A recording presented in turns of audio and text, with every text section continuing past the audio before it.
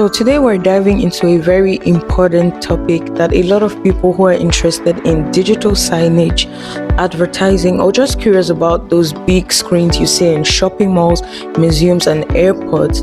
I know with so many options out there, choosing the right screen for you could be quite overwhelming. We got you covered, and that is why I'm here to give you some tips to consider when choosing a navigation touchscreen.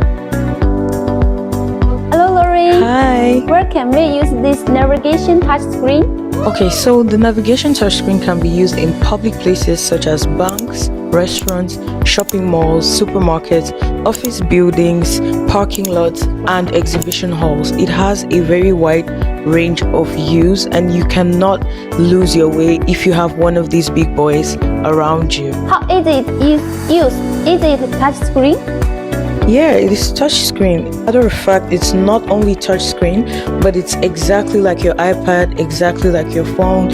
Anything you do on your iPad or your phone, you can basically do on this navigation touchscreen. This is very easy to use and very user-friendly. Oh wow, thank you for giving me those tips to consider when choosing a touchscreen.